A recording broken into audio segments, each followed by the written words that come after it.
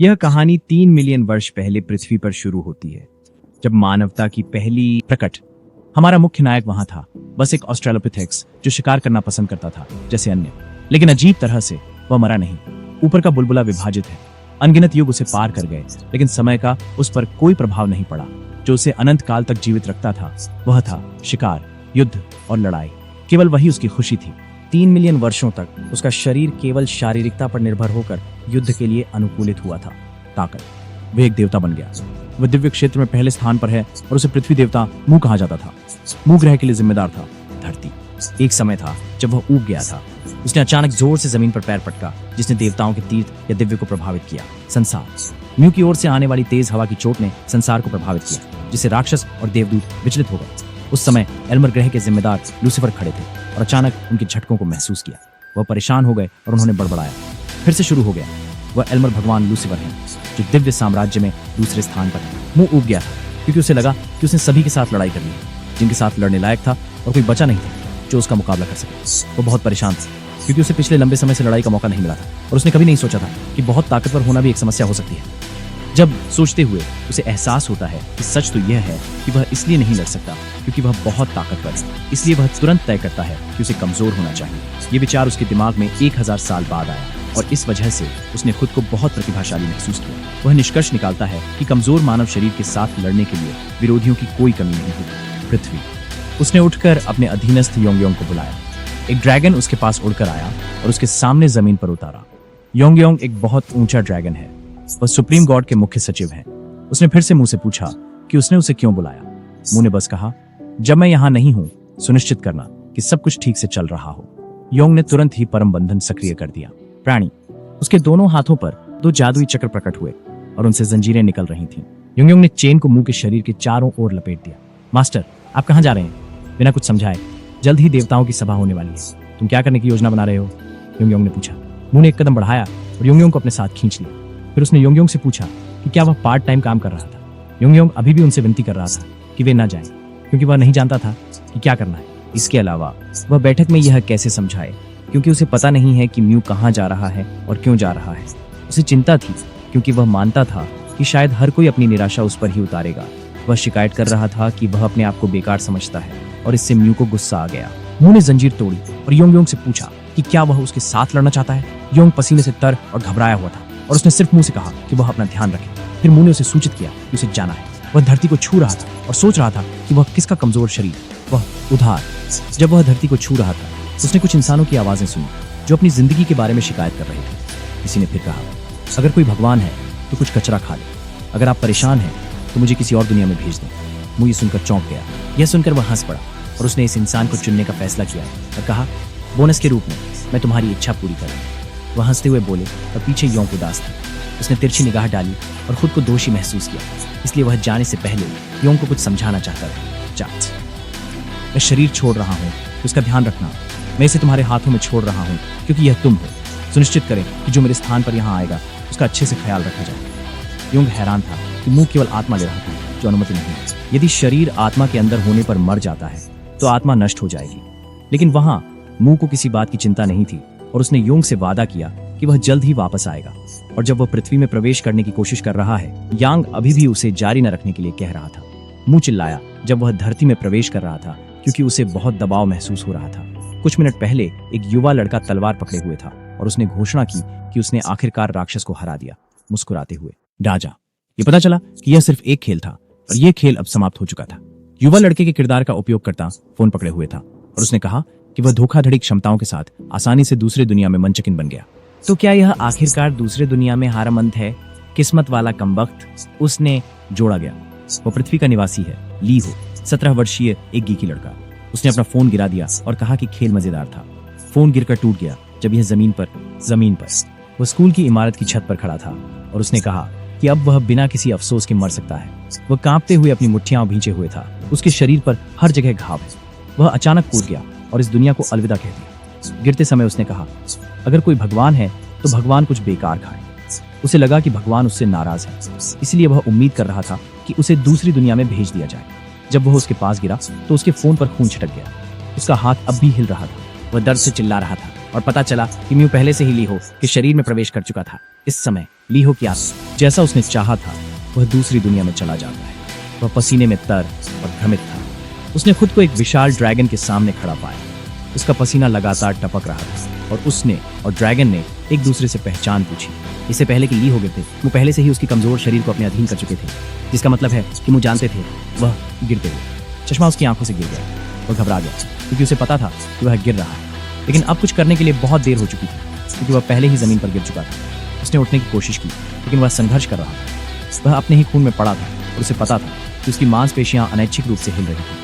ये वे मांसपेशियां होती हैं जो बिना चेतन नियंत्रण के हिलती हैं। हृदय और आंतरिक अंगों की मांसपेशियां अनैच्छिक मांसपेशियों के उदाहरण हैं। मू ने 3 मिलियन वर्षों तक अपने शारीरिक शरीर को प्रशिक्षित किया है। मानव के समझ के शिखर पर पहुंच चुका है।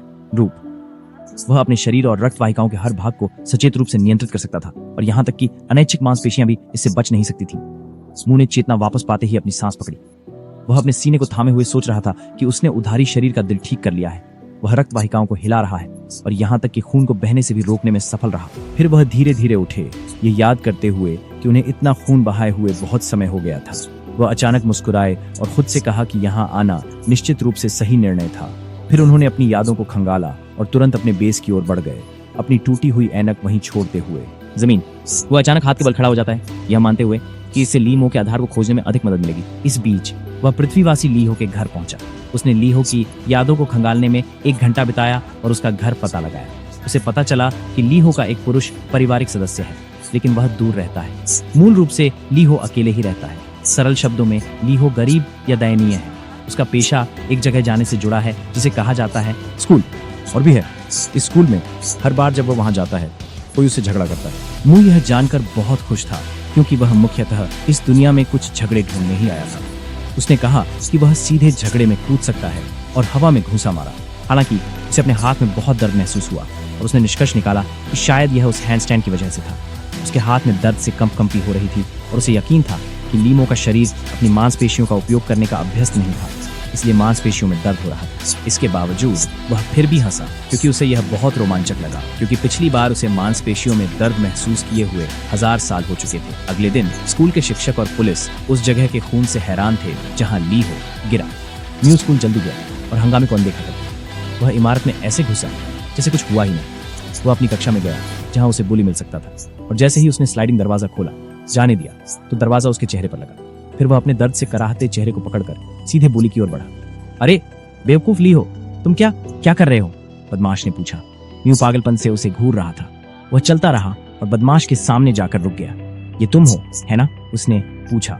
गुंडे ने सोचा कि वह पागल हो गया है और उसके चश्मे के बारे में पूछने लगा क्योंकि उसने चश्मा नहीं पहना हुआ था। इस गुंडे ने म्यू के चेहरे पर मारा और कहा, क्या तुमने उन्हें बेच दिया बिना चश्मे के? तुम तो एक दादी से भी आसान निशाना हो। म्यू के मुंह से खून बह रहा था और उसने कुछ भी नहीं किया। मोमेंट। मुंह की लड़ाई के अपने नियम हैं। लड़ाई तभी शुरू होती है जब सभी पक्षों ने लड़ाई की इच्छा दिखाई हो और वह हमेशा लड़ाई के लिए तैयार रहता है। इसीलिए कुंजी प्रतिद्वंद्वी की मंशा में निहित है और इसे सुनिश्चित करने का तरीका प्रतिद्वंद्वी के पहले हमले से होता है। जब वह धमकाने वाले से वह संकेत देखता है तो वह मुस्कुराता है क्योंकि वह अंततः वापस लड़ाई करने के लिए तैयार हो जाता है। उसे हंसता हुआ देखकर धमकाने वाले ने उसे पागल कहा। मुंह ने अपना हाथ घुमाया और अपनी मुट्ठी बंद कर ली। फिर उसने सीधे धमकाने वाले के चेहरे पर जोरदार घूंसा मारा। हालांकि मुंह को अपने हाथ में फिर से दर्द महसूस हुआ। वह दर्द में कराह रहा था, लेकिन वह जानता था कि यह मांसपेशियों में खिंचाव था। इस समय उनके प्रोफेसर ने सबके सामने लड़ाई करने के लिए उन्हें डांटा। सभी छात्र उन्हें देख रहे थे, लेकिन दोनों ने सभी को नजरअंदाज कर दिया। उस समय बदमाश गुस्से में था क्योंकि यह पहली बार था जब उसने लीहो को उसे मारने की हिम्मत करते देखा। फिर उसने मुंह की तरफ बढ़ते हुए अपनी मुट्ठी बंद कर ली। मुंह ने अपनी दोनों बाहों का उपयोग किया और खुद को ढक लिया। उसे यकीन था कि अगर उसका शरीर अच्छी स्थिति में होता तो वह गुंडे के मुक्के से बच सकता था। उसने अपनी तीसरी और चौथी जादू को सक्रिय किया। हालांकि यह तुरंत गायब हो जाता है क्योंकि उसके पास पृथ्वी मना नहीं है।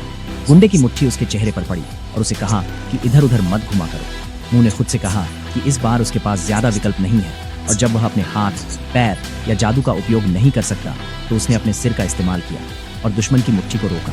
गुंडे के हाथ की हड्डी टूट गई जिससे वह चिल्लाने लगा पीड़ा से।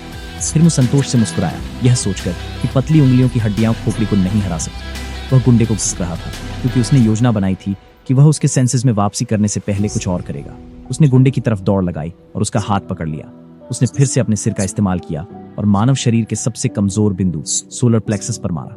कुंडा बहुत जोर से चिल्लाया, लेकिन मू अब भी संतुष्ट नहीं था और उसने एक और हमला करने का निर्णय लिया। उसने तब बदमाश की जबड़े पर ऊपर की ओर मारा और इस बार बदमाश कुछ नहीं कर सका। वह सिर्फ जमीन पर मुंह के सामने घुटनों पर गिर गया और बेहोश हो गया। कमरे के अंदर के छात्रों ने वीडियो और फोटो ली, क्योंकि उन्होंने कभी नहीं सोचा था कि एक कमजोर लड़का एक ताकतवर को हरा सकता है। उनमें से अधिकांश उलझन में थे, क्योंकि उन्हें याद आया कि कल लीहो को पीटा गया था और वह घर भागा था। मुंह खामोश था, बुली को घूरता रहा। लड़ाई खत्म होने और उत्साह थमने के बाद मुंह के लिए कुछ ऐसा होता है, महसूस करता है। वह लयबद्ध दर्द जो मारे गए हिस्से में धड़क रहा है। खून का चिपचिपा धात्विक स्वाद उसके थूक में मिल गया था। वह अचानक जोर से हंसने लगा, बावजूद इसके कि उसके दर्दनाक हाथ कांप रहे थे। उसने खुद से कहा कि यही था जिसे वह ढूंढ रहा था। उसने धीरे से लड़ाई के लिए बदमाश को धन्यवाद दिया। चौंकाने वाली बात यह थी कि उसने अपना मुंह चौड़ा खोला और बदमाश के कान को काट लिया। फिर वह खड़ा हुआ और कान का हिस्सा थूक दिया जो उसने काट दिया। हर कोई हैरान था और कुछ तो उस दृश्य को रिकॉर्ड भी कर रहे थे। वे चिंतित थे यह सोचकर कि लीहो इतना पागल आदमी है कि उसने बदमाश का कान। वो खून को अपने मुंह से पोंछते हुए मुस्कुरा रहा था। वह अभी भी गुंडे को घूर रहा था और घोषणा की कि उसे ऐसे मजेदार लड़ाई किए हुए काफी समय हो गया था। वो हमेशा उन पर अपनी छाप छोड़ता था जो उसे एक दिलचस्प लड़ाई देती थी। ये उसके आभार व्यक्त करने का तरीका था और उन्हें उन खिलौनों के रूप में चिन्हित करता था जो उसे खुशी दे सकते थे। उन्हें मुंह के खेल वाले खिलौनों का नाम दिया गया था। केवल मजबूत योद्धा ही लड़ाई के जरिए उसे खुशी दे सकते थे। स्वाभाविक रूप से मुंह के खेल कूद की वस्तुएं शक्ति का प्रतीक बन गई। हालांकि पृथ्वी पर इसे कुछ और ही कहा जाता था।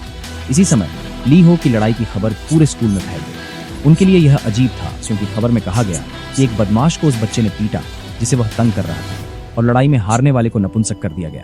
एक 911 कॉल किया गया और बदमाश को वाहन के अंदर ले जाया गया ताकि उसे अस्पताल ले जाया जा सके। मुंह ने इसे देखा और उसके लिए मोबाइल उपचार सेवा देखना अच्छा था। जब एम्बुलेंस चली गई तो मुंह ने हाथ हिलाया और कहा, फिर मिलते हैं। उसी समय कक्षा के प्रोफेसर पहले से ही उसके पास खड़े थे। बूढ़ा आदमी गुस्से में था। उसने मुंह को शिक्षक के कार्यालय जाने का आदेश दिया। जब वे ऑफिसर के पास पहुंचे तो शिक्षक गुस्से में थे, पूछते हुए कि क्या मुंह अपने होश में था। दिमाग। शिक्षक गुस्से में मुई को मारने वाले थे और मुई इस इंतजार में बहुत खुश थे कि उन्हें मारा जाएगा। हालांकि शिक्षक ने जारी नहीं रखा और बस कहा कि छात्रों से बात करने का कोई कारण नहीं है। उन्होंने म्यू को आदेश दिया कि वह अपने माता पिता को बुलाए और उन्हें स्कूल लाए। फिर उन्होंने म्यू को जल्दी जाने की अनुमति दी और हंगामा न करने को कहा। म्यू मुस्कुरा रहा था, लेकिन वह उलझन में था कि प्रोफेसर ने उसे क्यों नहीं मारा। इस बीच वह घर वापस जाने के लिए सड़क पर चलने लगा। फिर भी वह इस बात को लेकर उलझन में था कि प्रोफेसर का जल्दी जाने के बारे में कहने का क्या मतलब था, लेकिन उसके लिए इसका मतलब बेस पर लौटना हो सकता है। उसका हाथ कांप रहा था। वह इसे देखते हुए कह रहा था कि उसे नुकसान से उबरने के लिए समय चाहिए, इसलिए उसे लगा कि वह भाग्यशाली है कि प्रोफेसर ने उसे जल्दी छुट्टी दे दी। इसके अलावा वह मानता है कि उसे अपनी कमजोर काया के साथ लड़ाई जारी रखने के लिए बहुत कुछ करना है, और वह आशा कर रहा था कि वह कम से कम इस दुनिया में अपनी मना का उपयोग कर सके। मानवता से परे की शक्ति को मना कहते हैं। कुछ स्थानों पर इसे छी या चक्रा कहा जाता है, लेकिन अधिकांश देवता इसे मना कहते हैं। वह जीवन शक्ति जो प्रकृति में हर जगह मौजूद है, वह मान है।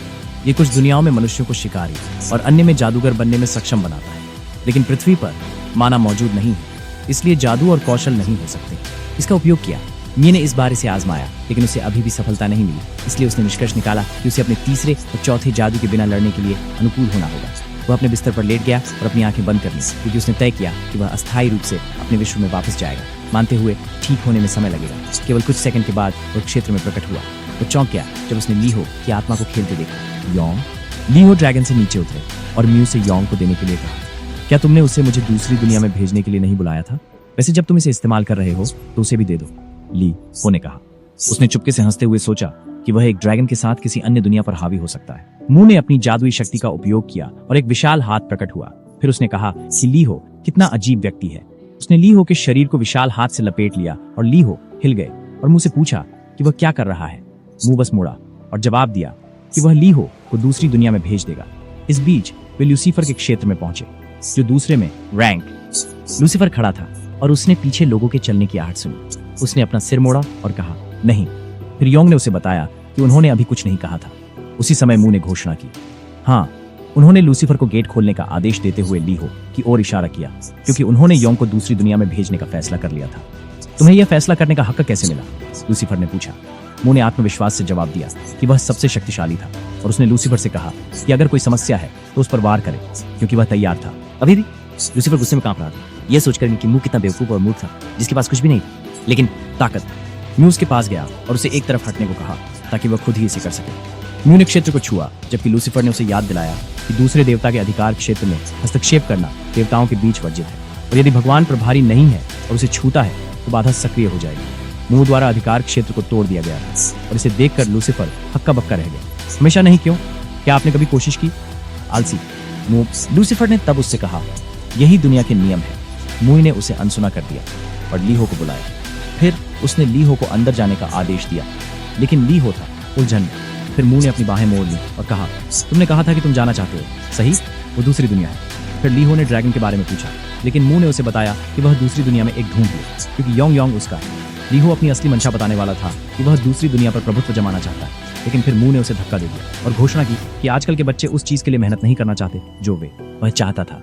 फिर वह चला गया और लूसीफर से कहा कि लीहो का अच्छे से ख्याल रखे। लूसीफर गुस्से में था, वह गुस्से में कांप रहा था, लेकिन उसने कोई जवाब नहीं दिया। लूसीफर मूल रूप से अपने क्षेत्र प्लैनेट एल्मर से आया था। वह पहले राक्षस राजा के रूप में जाना जाता था और सभी जीवन के शीर्ष पर खड़ा था। घमंड में उसने उस सत्ता को चुनौती दी जिसे भगवान कहा जाता था, और अपनी अत्यधिक उत्सुकता के कारण उसने भगवान को मार दिया। फिर उसने भगवान की स्थिति ली और अन्य देवताओं को हराकर सर्वोच्च सिंहासन पर कब्जा कर लिया। वह देवताओं का देवता बन गया, परम एब्सोल्यूटा, उन्हें अजेय, सर्वोच्च, पौराणिक और अद्वितीय, विनाशकारी, फिर भी मायावी, अनंत और परे जाने वाला। हमेशा वो अद्भुत था जब तक कि मुंह उपस्थित नहीं हुआ। यही कारण था कि लूसीफर मुंह से इतना नाराज था, और निश्चित रूप से जब समय आएगा तो उसके पास मुंह को हराने की योजना थी। जबकि मुंह और जंग अपने ठिकाने की ओर लौट रहे थे, एक एक आंख वाला राक्षस जीव उनका पीछा कर रहा था। उसी समय लीहो का बुली अस्पताल के बिस्तर पर बैठा गुस्से में कांप रहा था। अपनी नाराजगी के कारण उसने लीहो को मारने की कसम खाई। वह सोचता है कि वह बहुत तगड़ा है, लेकिन वह पहले ही खत्म हो चुका है। उसने बोला। उसने किसी नाम का चोल को फोन करने का फैसला किया और अपना फोन उठाया। एक लड़का अपनी मुक्केबाजी की ट्रेनिंग में व्यस्त था। यह लड़का राष्ट्रीय खेल महोत्सव युवा डिवीजन मुक्केबाजी मिडिलवेट चैंपियन 1101 कांग चोल है। कांग चोल ने फोन की आवाज सुनते ही अपनी ट्रेनिंग रोक दी। घंटी बज रही थी।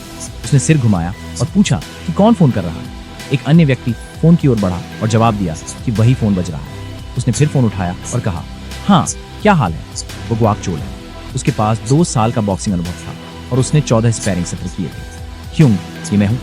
याद है तुमने कहा था कि तुम्हारे फोन की स्क्रीन टूट गई है, क्या तुम्हें नई नहीं चाहिए? धमकाने वाला बोला। गुआक चोल एक पल के लिए भ्रमित था, लेकिन उसने अचानक मुस्कुराते हुए धमकाने वाले से कहा कि सीधे ही चला जाओ। अगले दिन बुली क्लास में आया। जब वह अंदर गया, उसने छात्रों को यह सोचते हुए सुना कि वह दूसरों को तंग करने के बाद कैसे पिट गया। जब उसने लोगों को उसे कमजोर कहकर मजाक बनाते हुए सुना तो वह गुस्से में कांप रहा था। ने अचानक अपना बैग जमीन पर फेंक दिया और गुस्से में कहा, क्या तुम लोग इतनी जोर से फुसफुसा रहे हो कि मैं सुन सकूं? तुम लोग कायरों, अगर तुम्हें कोई समस्या है तो मुझसे सीधे मुकाबला करो। एक महिला कक्षा अध्यक्ष खड़ी हुई और सीधे धमकाने वाले को देखा। फिर उससे कहा कि वह छोड़ दे और बस बैठ जाए या बाहर निकल जाए।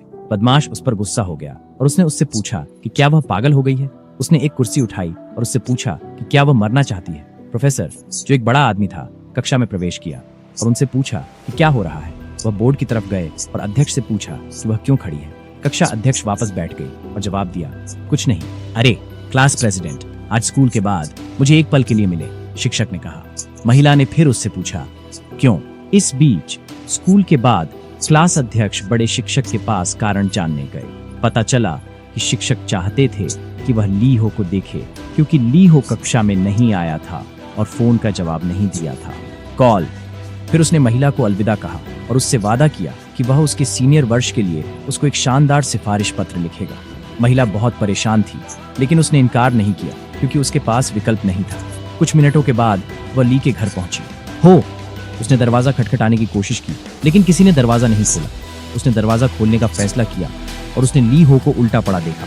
ली हो की आंखें सफेद थीं और उसका मुंह खुला हुआ था, जिससे महिला को लगा कि वह पहले ही मर चुका है। फिर महिला ने 911 पर कॉल किया और ली हो को भर्ती कराया। अस्पताल। ली हो का शरीर अस्पताल के बिस्तर पर लेटा हुआ था और अस्पताल में 1 घंटा बिताने के बाद मुंह अंत में ली हो के शरीर के पास लौटे और हैरान रह गए जब उन्होंने खुद को एक अलग जगह पर पाया। उन्हें यह नहीं पता था कि उनकी कक्षा के अध्यक्ष उनके बगल में बैठे थे। फिर उन्होंने अपनी कलाई पर डेक्सट्रॉस देखा। उन्हें इस चीज के बारे में कोई समझ नहीं थी, लेकिन उन्हें यकीन था कि इसके कारण कुछ उनके शरीर में सीधे आ रहा था, उनके नसों। उसे यकीन था ये पोषक तत्व थे। उसे लगा कि उसका शरीर इसे तेजी से अवशोषित कर रहा है, जिससे उसे मदद मिल गई, स्वस्थ हो सके। उसे लगा कि यह जादू नहीं था, लेकिन वह इसके प्रभाव से प्रभावित था। अचानक वह मुस्कुरा उठा जब उसे महसूस हुआ कि पृथ्वी के पास कुछ अच्छी चीजें हैं, इसके बाद सब कुछ। क्लास अध्यक्ष ने सोचा कि वह अचानक हंसी के लिए पागल है।